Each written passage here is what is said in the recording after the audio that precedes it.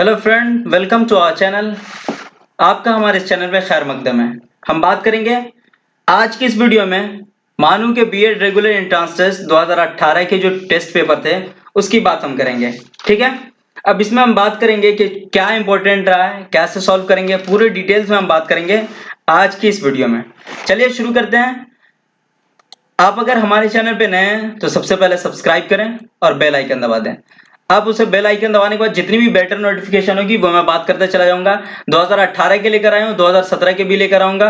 वो सबसे पहले सब सारे इसको मैं क्लियर 2 से 4 दिन में मैं टोटल लेकर के आ जाऊंगा, बीएड और डीएलएड सबके वीडियो। ठीक है, आप ज्यादा से ज्यादा उसे शेयर करें, अपने फ्रेंड्सों के पास पहुंचा दें और ज्यादा से ज्यादा लाइक, सब्सक्राइब और शेयर करें। ठीक है, थैंक यू सो मच। आप आगे देखते हैं कैसे सॉल्व करते हैं, कितने इजी क्वेश्चन होते हैं, वो सारी बातें करेंगे। मुझे किसी ने बोला था कि सर 2017 से लेकर 20 तक कर देने के लिए, तो मैं चलिए करता हूं, स्टार्ट करता हूं। यह है 18 के क्वेश्चन। ठीक है, अब ये 18 के क्वेश्चन है तो कौन बेहतर है वो मैं बात करता चला जाऊंगा। ये 2018 के आप देख रहे हैं कि मानव समाजी उलूम सोशल स्टडीज के 2018 के वक्त 2 घंटे मिलते हैं, नंबरात 100 के होते हैं। फर्स्ट पार्ट में जो हिस्सा अव्वल में होता है वो आम मालूमात, जनरल नॉलेज होते हैं, आम उर्दू होते हैं और आम जनरल इंग्लिश होते हैं, तदरीसी रुझान, टीचिंग एप्टीट्यूड और मेंटल एबिलिटी, ज़हनी सलाहियत होती है। हिस्सा 2 में सोशल स्टडीज पर मुश्तमिल अपना जो 50 मार्क्स का होता है वो खुद का होता है और ये 50 मार्क्स में ये 5 पार्ट मिले हुए होते हैं। ठीक है, ये मैं पहले बता दिया हूं और नहीं अगर आप इससे ज्यादा डिटेल में जानना चाहते हो तो बीएड स्पेशल और डीएलएड स्पेशल मैं बना दिया हूं एक वीडियो, आप वहां से सब कुछ जानकारी ले सकते हैं। ठीक है, आपको 100 क्वेश्चन दिया जाएगा ऑब्जेक्टिव, जिसमें एक भी नेगेटिव मार्किंग नहीं होगी, नेगेटिव मार्किंग एक भी नहीं होगी। और उसमें क्या है तो एबीसीडी 4 ऑप्शन होंगे, ब्लैक या ब्लू बॉल पॉइंट का यूज करिएगा। आपको मैं बार बार बताता जा रहा हूं कि आप ब्लैक बॉल पेन या फिर ब्लू बॉल पेन का यूज करेंगे। ठीक है, चलिए शुरू करते हैं पार्ट 1, आम मालूमात। आम मालूमात बात करेंगे, मौलाना अबुल कलाम आजाद की पैदाइश कहाँ हुई? तो मौलाना अबुल कलाम आजाद की पैदाइश कहाँ हुई? मक्का में हुई। मौलाना अबुल कलाम आजाद की पैदाइश कहाँ हुई? मक्का में हुई इनकी पैदाइश। और मौलाना अबुल कलाम आजाद के इसमें जा रहे हैं तो आपको सबसे पहले याद रखना चाहिए कि मौलाना अबुल कलाम आजाद यूनिवर्सिटी का आप एग्जाम देंगे तो मौलाना अबुल कलाम आजाद के बारे में सब कुछ पता होना चाहिए। ठीक है, मौलाना अबुल कलाम आजाद की बायोग्राफी कुछ ना कुछ आप पढ़ लेंगे और उनकी पैदाइश कब हुई, उनके अब्बू का नाम क्या था, माँ का नाम क्या था, उनके मोहतरमा का नाम क्या था, ये सारी चीजें आप बात कर लें, पढ़ लेंगे। उसके बाद आप एग्जाम में जाएंगे, सबसे बेहतर वही होगा आपके लिए कि इसलिए मानू का प्रॉपर पूछा ही जाता है कुछ ना कुछ मानू से रिलेटेड। ठीक है, अब मौलाना अबुल कलाम आजाद से बात करेंगे तो ये पहले क्या तो एजुकेशन मिनिस्टर थे। ठीक है, वजीर तालीम, पहले वजीर तालीम रहे हैं आजाद भारत के, तो वो मौलाना अबुल कलाम आजाद ही रहे हैं आजाद भारत के पहले मिनिस्टर। ठीक है, अब बात करेंगे दूसरा क्वेश्चन है कि जनाब रामनाथ कोविंद का सदर बनने से पहले किस सूबे के गवर्नर थे? तो रामनाथ कोविंद बिहार से थे। कहां से थे? ये बिहार से थे।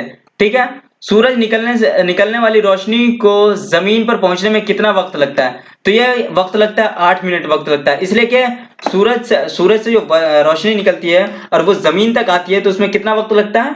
8 मिनट लगता है, सबसे ज्यादा वक्त लगता है। लेकिन सबसे पहले कहां पहुंचता है? तो वो सबसे पहले पहुंचता है अरुणाचल प्रदेश में। कहां? और सबसे लेट गुजरात में, इसलिए कि सबसे उत्तर में जो है, सॉरी सबसे पूरब में जो है वो अरुणाचल प्रदेश इस साइड में पड़ता है और वेस्ट साइड में गुजरात पड़ता है। तो लेट गुजरात में सूरज की रोशनी पहुंचती है और सबसे पहले अरुणाचल प्रदेश में पहुंचती है। ठीक है, कॉमन सी बात है। अब है कि मणिपुर की राजधानी क्या है? अब स्टेट है ये मणिपुर। मणिपुर की राजधानी कहाँ है? तो यह है इम्फाल। कहाँ है? इम्फाल है। ईटानगर किसकी राजधानी है? तो ये अरुणाचल प्रदेश की राजधानी। कोहिमा सिक्किम की है, सिक्किम की गंगटोक, मेघालय की कोहिमा है और शिलोंग जो है शिलोंग हिमाचल प्रदेश के शिमला है। मेघालय मणिपुर की इम्फाल है ना, मेघालय कोहिमा है। ठीक है, शिलोंग नहीं पता, ईटानगर अरुणाचल प्रदेश की है। मेघालय की राजधानी ये है। ठीक है, मेघालय की शिलोंग है। ठीक है, मेघालय शिलोंग। और ये कोहिमा किसी के नहीं है, शायद कोहिमा किसी के नहीं है। मणिपुर की इम्फाल है, ईटानगर अरुणाचल प्रदेश की है। इराक की करेंसी क्या है? तो इराकी दिनार चलता है। क्या? दिनार वहां की मेन करेंसी है, इराकी दिनार। क्या कहते हैं? इराकी दिनार मेन करेंसी है वहां की। अब बात करेंगे कि हिंदुस्तान में कौमी science day, national science day कब मनाया जाता है? वो 28 फरवरी को मनाया जाता है। कब मनाया जाता है? 28 फरवरी को नेशनल साइंस डे मनाया जाता है, 28 फरवरी को। अब ये नेशनल साइंस डे मनाया जाता है तो किसकी याद में मनाया जाता है? सीवी रमन साइंटिस्ट है, कौन है? सीवी रमन की याद में नेशनल साइंस डे मनाया जाता है। अब नेशनल टेक्नोलॉजी डे कब मनाया जाता है? वो मनाया जाता है 11 मई को। कब मनाया जाता है? 11 मई को नेशनल टेक्नोलॉजी डे मनाया जाता है, अभी कुछ दिन पहले मनाया गया था। बेगम हजरत महल का ताल्लुक किस खेल से? बेगम हजरत महल एक ट्रॉफी है जिसका ताल्लुक फुटबॉल से है, ठीक है। और मौलाना आजाद ट्रॉफी भी है, वो इंटरनेशनल और नेशनल यूनिवर्सिटीज के गेम में होती है। मौलाना अबुल कलाम आजाद ट्रॉफी सबसे ज्यादा किस यूनिवर्सिटी ने जीती है? तो गुरु नानक यूनिवर्सिटीज ने 23 टाइम्स जीती है, ठीक है। और बेगम हजरत महल का ताल्लुक किस खेल से है? तो वो है फुटबॉल से। अब नेक्स्ट बात करेंगे बेहतरीन फिल्म के लिए 2018 का ऑस्कर अवार्ड। ऑस्कर अवार्ड जो दिया जाता है वो फिल्म इंडस्ट्री में सबसे बड़ा, वर्ल्ड का सबसे बड़ा अवार्ड होता है, ठीक है। ऑस्कर अवार्ड वर्ल्ड का सबसे बड़ा अवार्ड होता है और 2018 का पेपर है ये। तो 18 में किसे मिला था? तो वो मिला था द शेप ऑफ वाटर को। किसको मिला था? द शेप ऑफ वाटर को मिला था। लेकिन 2019 में किसे मिला है? तो 2019 में मिला है ग्रीन बुक को। किसको मिला है? 2019 में ग्रीन बुक को मिला है। अब 2019 में ग्रीन बुक को मिला है तो 2020 में किसको मिला है? तो वो मिला है पैरासाइट को। किसको मिला है? पैरासाइट को 2020 में मिला है। किसको मिला है? पैरासाइट को 2020 में। 2019 में ग्रीन बुक और 2018 में the shape of the water. अब बात करेंगे इग्नाइट माइंड किस मुसन्निफ ने लिखा है? तो इग्नाइट माइंड लिखा है एपीजे अब्दुल कलाम आजाद ने। अब्दुल पाकिर जैनुल आबिदीन अब्दुल कलाम आजाद ने लिखा था, ठीक है। मौलाना अबुल कलाम आजाद ने गुबार खातिर लिखा है, ठीक है। इंडिया विंस फ्रीडम लिखा है, ये सब मौलाना अबुल कलाम आजाद ने लिखा है, ठीक है। महात्मा गांधी का my experiment with truth biography इसका। फॉर्टन है क्या? फॉर्टन एक लैंग्वेजेस है जो थर्ड जनरेशन की लैंग्वेज है। क्या है ये लैंग्वेजेस? आईसीटी का कंप्यूटर लैंग्वेज है। वो क्या है? कौन सा जनरेशन है? थर्ड जनरेशन है इसका। अब बात करेंगे सेकंड में आम उर्दू की बात करेंगे। तो आम उर्दू में क्या है? मौलाना आजाद के खतूत के मजमूए का नाम है गुबार खातिर। क्या है खतूत के मजमूए का नाम? गुबार खातिर। इनके खतूत के मजमूए का नाम है मौलाना अबुल कलाम आजाद से। देखिए मौलाना अबुल कलाम आजाद से कितनी सारी क्वेश्चन पूछी जा रही है। तो मौलाना अबुल कलाम आजाद की पैदाइश, डेथ, मौलाना अबुल कलाम आजाद को भारत रत्न कब मिला, ये आप याद कर लेंगे। और मौलाना अबुल कलाम आजाद कौन कौन सी किताबें इंपॉर्टेंट लिखी, मौलाना अबुल कलाम आजाद कब बने थे वजीर तालीम, तो ये सारी चीजें आप याद कर लेंगे, ठीक है। मौलाना अबुल कलाम आजाद का पूरा नाम क्या था? मौलाना अबुल कलाम आजाद मौलाना खैरुद्दीन, ऐसे कुछ बहुत बड़ा नाम है। इन अलामतों को कहा जाता है जो हुर्फों में हरकत पैदा करते हैं। हरकत पैदा करते हैं वो एराब करते हैं। एराब मतलब जबर जेर पेश, ये हरकत करते हैं। अगर जबर खुदा में पेश लगा दे तो जबर रहता है, खुदा में कहते हो ऊपर नुक्ता होता है तो खुदा कहलाता है, और नीचे नुक्ता आ जाता है तो जुदा हो जाता है। एक नुक्ते की हेरफेर एराब जो होता है वो उसके लगने से क्या होता है? चेंज हो जाता है हुर्फों में। तो इन अलामतों को कहते हैं जो हुर्फों में हरकत करते हैं वो एराब कहलाता है। कलमा की किस्म की नहीं है। कौन किस्म कलमा की नहीं है? तो कलमा की किस्म नहीं है वो लफ्ज नहीं है, ठीक है। इस्म फेल हर्फ को कलमा की किस्म कही जाती है। ये 3 किस्में हैं कलमा की। कलमा की किस्म में अगर नहीं शामिल है तो वो लफ्ज शामिल नहीं है। वो लफ्ज जो एक जैसे मानो कहा जाता है वो मुतरादिफ कहते हैं। मुतरादिफ मतलब एक जैसे माने वाले अल्फाज, ठीक है। अब आता है बात कि फुकदान का माने क्या है। फुकदान का माने होता है कमी, मतलब खत्म हो जाना, कमी, धीरे धीरे कम होना। फुकदान का मतलब कमी। रुबाई किस जबान का लफ्ज है? तो वो है अरबी की जबान का लफ्ज है। किसका लफ्ज है? अरबिक जबान का लफ्ज है। किताब की जमा क्या होती है? किताब की जमा आपको मालूम होगा कुतुब होती है, ठीक है। जिस शेर में शायर अपना तखल्लुस लगाता है उसे मक्ता कहते हैं। और मतलब पहला शेर कहलाता है रदीफ ऑफ काफिया, शेर के लास्ट में लगता है। जैसे लास्ट में जो एक जैसे अल्फाज होते हैं उसे रदीफ और काफिया कहते हैं। नवाब की तानीस क्या है? नवाब की तानीस क्या है? ये बेगम होगा, ठीक है। क्या होगा तानीस? नवाब की बेगम होगा तानीस। कान पर जू न रेंगना, इस मुहावरे में क्या होता है? कोई असर ना करना। कान पर जू न रेंगना मतलब कोई असर ना करना। अब बात करेंगे आम अंग्रेजी की। आम अंग्रेजी क्या है? आम अंग्रेजी में choose the right spell. Right spell choose करना है। राइट स्पेल कौन है? वैक्यूम का। तो वैक्यूम का सही जो आंसर है वो ए है। ए स्पेलिंग जो है ए वाले का वो सही है, बाकी ये सब गलत है, ठीक है। नेक्स्ट आप बात करेंगे signature for the mice, sorry singular form of mice का सिंगुलर फॉर्म क्या होता है? तो वो माउस होता है। माउस सिंगुलर फॉर्म है माइस का, और इसका ये प्लूरल है। इसका ये प्लूरल है माउस का, mice. The correct meaning of the expression every cloud has a silver thing, वो होगा बी वरीड। क्या होगा? बी वरीड, इसका आंसर सही होगा। अब आता है सिनोनिम्स ऑफ एंटाजोनिस्टिक्स। एंटाजोनिस्टिक्स का सिनोनिम्स क्या होगा? एंटाजोनिस्टिक्स मतलब फ्रेंडली होता है, ठीक है। तो उसका हो जाएगा होस्टाइल। क्या होता है? होस्टाइल होता है इसका एंटोनिम। सॉरी सिनोनिम्स होता है हॉस्टाइल, ठीक है, ये इसका सिनोनिम्स हो गया। फ्रेंडली, सॉरी फ्रेंडली होता है अलग होता है, शत्रुतापूर्ण मतलब दुश्मनी जो होती है वो एंटागोनिस्टिक्स होता है, हॉस्टाइल होता है, ये सिनोनिम्स इसका है। उसके बाद है choose the collective noun I saw और dot dot of fish of swimming, तो ये स्कूल हो जाएगा। इसमें क्या होगा, स्कूल मतलब भी झुंड होगा, ग्रुप मतलब झुंड, फ्लोक मतलब झुंड, हर्ड मतलब फ्लोक होता है जानवरों सबके लिए, हर्ड होता है चिड़ियों के लिए, और फिश जो होगा वो स्कूल होगा, ठीक है। Choose the correct opposition with the school, तो यहां पर शायद विथ हो जाएगा, with food. Kolkata is situated on the bank of river Hooghly, Hooghly नदी के किनारे बसा, यहाँ पर ऑन यूज हो जाएगा। अब बात आता है एंटोनिम्स ऑफ रिवील का, एंटोनिम्स क्या होगा, तो रिवील का एंटोनिम्स होगा वो होगा हाइड। रिवील मतलब होता है छुपा, ओपनली, रिवील मतलब ओपनली होता है, उसका सिनोनिम्स हो जाएगा वो हो जाएगा हाइड, एंटोनिम्स हाइड हो जाएगा, ठीक है। चूज द करेक्ट सेंटेंस है, तो he is selling vegetable last Monday, ये सही होगा, ठीक है। Choose the correct punish him, तो ही विल बी पनिश, ये पैसिव हो जाएगा इसका, ठीक है। तदरीसी एंड टीचिंग एप्टीट्यूड क्या होगा, अब टीचिंग एप्टीट्यूड इसमें 10 नंबर के पूछेंगे आपसे, तो ये आपका मेन होगा 10 नंबर का। आप टीचर बनने जा रहे हो तो आपके मेंटली एबिलिटी टीचर जैसी होनी चाहिए, आप सोच टीचर जैसे होनी चाहिए आपके, कि किस तरीके से आप सोचते हैं, तो उसके बारे में हम बात करेंगे। तालीम का मकसद क्या होना चाहिए, तालीम का मकसद क्या होना चाहिए, तो तालीम का मकसद होना चाहिए इम्तिहान में कामयाबी हासिल करना, मुलाजमत हासिल करना, पैसा कमाना, अमली जिंदगी के तलबा को तैयार करना। ऑप्शन डी इसका सही आंसर होगा, अमली जिंदगी के लिए तलबा को तैयार करना तालीम का मकसद होना चाहिए। मुअल्लिम का सबसे अहम काम क्या होता है, मुअल्लिम का सबसे अहम काम क्या होता है, तदरीसी तजुर्बात फराहम करना, तलबा का ख्याल करना, इम्तिहान लेना, तलबा के खामोश करना, तलबा का तदरीसी तजुर्बात फराहम करना, क्या करना, तदरीसी तजुर्बात फराहम करना, ये ऑप्शन सही है, मुअल्लिम का सबसे अहम काम है। नेक्स्ट है बच्चों की तदरीस के लिए मुअल्लिम को किस तरह का माहौल पैदा करना चाहिए, तो खुशगवार माहौल पैदा करना चाहिए। कैसा खुशगवार माहौल पैदा करना चाहिए कि बच्चा मरकूज तलबा क्या, तो मुअल्लिम मरकूज होकर के खुशगवार माहौल, मुअल्लिम की तरफ राग़िब होकर के आप अच्छे से पढ़े।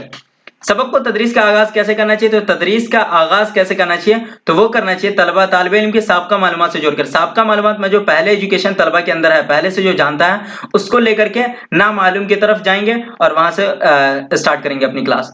स्कूल में जिस्मानी सजा दिए जाने के मुतालिक आपका क्या ख्याल है, तो ये कोई दूसरे सूरत ना होने पर सजा दी जानी चाहिए। जब कोई सूरत ना हो कि जिस्मानी सजा नहीं देने, उसके अलावा अगर कोई सजा दे सकते हैं तो वो दे दें, लेकिन अगर जिस्मानी नहीं, अब लास्ट में जिस्मानी ही बचता है, उसके अलावा कोई चारा नहीं है, तो उस सूरत में सजा जिस्मानी दे सकते हैं, वरना नहीं देना चाहिए। मेरा ख्याल पूरा बेहतर तरीके से कि कोई जिस्मानी सजा नहीं देनी चाहिए, कानूनन कार्रवाई भी हो सकती है। एक मुअल्लिम के लिए सबसे अहम क्या है, एक मुअल्लिम के लिए सबसे अहम है मजमून, मजमून पर उबूर होना चाहिए तदरीस देने से पहले एक मुअल्लिम के लिए। एक मुअल्लिम को बसरी व समाई माउन अशिया का इस्तेमाल करना चाहिए, क्यों करना चाहिए, सबक को दिलचस्प बनाने के लिए, सबक को मौसर बनाने के लिए, बच्चों का ध्यान मरकूज करने के लिए, इनमें से सभी सब चीज करते हैं जब हम समाई व बसरी, समाई बसरी, बसरी समाई, बसरी होता है सुनने वाला ऑडियो ऑडियो, और समाई देखने वाला, और ये विजुअल। तो ऑडियो विजुअल इसलिए इस्तेमाल करते हैं, जैसे कभी हम ऑडियो विजुअल के तौर पे हम यूज करेंगे, प्रोजेक्टर को यूज करेंगे तो वहां पे ऑडियो भी चलेगा और वीडियो भी चलेगा, तो ऑडियो विजुअल इन सब को तलबा मरकूज करने के लिए, तलबा का ध्यान मरकूज करने के लिए, ये सब चीज के लिए। अगर आपको एक ही तनख्वाह पर 2 नौकरी मिलती है तो आप क्या चूज करेंगे, बिल्कुल सही बात है, तदरीस हम चूज करेंगे, इसलिए कि टीचर बनने जा रहे हैं, आपके मेंटल एबिलिटी को चेक करना चाह रहे हैं कि क्या आप किस तरफ जाना चाह रहे हैं। आप पुलिस और कलर फौज चूज कर लेंगे तो आप बिल्कुल इस बात का पता चलता है कि आप इसमें दिलचस्पी नहीं ले रहे हैं कि आपको टीचर बनना है। आपके क्लास के 2 तलबा आपस में लड़ने लगते हैं, एक मुअल्लिम होने के नाते आप क्या करेंगे, दोनों तलबा को स्कूल से निकाल, 2 तलबा की शिकायत वालिदैन को, दोनों को बुलाकर लड़ने से वजह पूछेंगे, और ये बिल्कुल सही आंसर बी ऑप्शन सही है, ठीक है। नेक्स्ट है, आप दर्जा में कोई तालिब इल्म आमतौर से गैर हाजिर रहता है तो आप क्या करेंगे, उससे गैर हाजिरी होने का वजह जानेंगे, प्रिंसिपल से कहकर खिलाफ कार्रवाई करेंगे, शिकायत वालिदैन को करेंगे, आप उसकी तरफ ध्यान ही नहीं देंगे, उसके गैर हाजिर की वजह जाहिर करेंगे और वजह जानने की कोशिश करेंगे जो हम मुअल्लिम उसको दूर कर सकें और उसे रेगुलर आने के लिए कहें। ज़हनी सलाहियत आपकी टीचिंग मेंटल एबिलिटी आपकी पता चलनी चाहिए, तो इन्फॉर्मर रिम रोफनी, ये मतलब इसको देखिए, आप इन्फॉर्मर है INFORMER, तो इसको देखिए ठीक उल्टा कर दिया गया है, आई को सबसे लास्ट में ला दिया गया, फिर एन को लास्ट में ला दिया गया, मतलब इसका ठीक उल्टा लिखा गया इसे, और इसका उल्टा इसे लिखा गया। तो वैसे ही साइंटिस्ट का उल्टा जो हो जाएगा वो हो जाएगा, आपको साइंटिस्ट का उल्टा वो हो जाएगा TSITNEICS,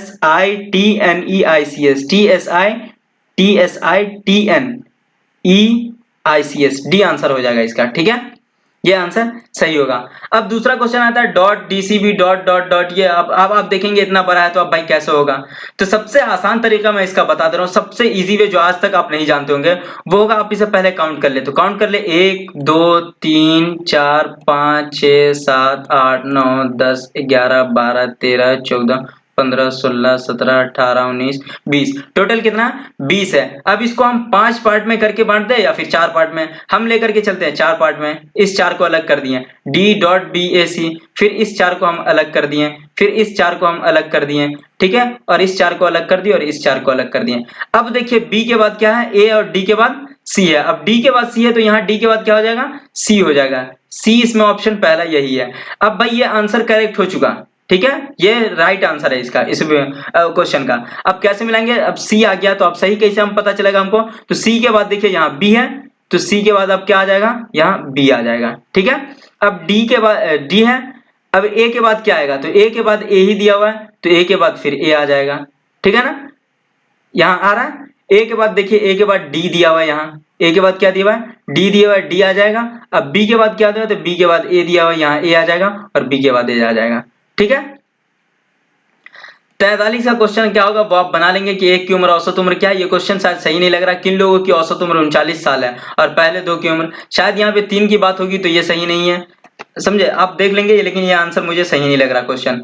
एक है कि अहमद नईम के खातून की तरफ इशारा करते हुए देखता है तो वो इकलौती मारते हैं, ये रिलेशन बॉन्डिंग है, तो वो आप देख लेंगे कैसे कैसे होगा। मंदरजा झेल में कौन सा मुख्तलिफ है, तो मुख्तलिफ कौन है, अप्रैल मई सितंबर जून, इसमें मुख्तलिफ कौन है, तो सितंबर मुख्तलिफ है। बाकी ये सब जो होते हैं वो 31 महीने के होते हैं, 31 दिन का महीना होता है।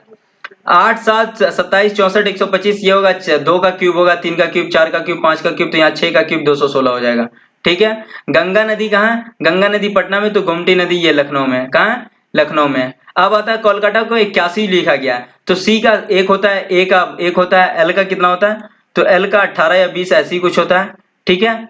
सी का CUT का मतलब कैलकुलेट करके जो 1 2 3 पर बैठा करके ABCD को रखेंगे उसको टोटल इंक्लूड करके 81 होता है, तो वैसे ही मद्रास को इंक्लूड करके टोटल 56 होता है। कितना होता है, 56, ये आंसर इसका सही है। अगर 6 सेब की खरीद की कीमत 4 है तो फरोख्त की कीमत कितनी होगी, तो ये होगा 62.2/3% फायदा होगा। अब यहाँ 121 डिवाइडेड इंटू फलाना, तो 11 से हम इसको डिवाइड करेंगे तो 11 आएगा और 11 को 11 से गुना करेंगे तो 121 होगा, आंसर सी सही होगा। अब बात करेंगे पार्ट 2 की, पार्ट 2 की बात करेंगे वो हम कल करेंगे मेथड पेपर में, ठीक है। Thank you so much. Video कैसा लगा आप हमें कमेंट में लिखकर बताएं। थैंक यू सो मच, फिर मिलते हैं, ज्यादा से ज्यादा लाइक करें, सब्सक्राइब करें और बेल आइकन दबा दें, ठीक है। फिर मिलते हैं नेक्स्ट वीडियो।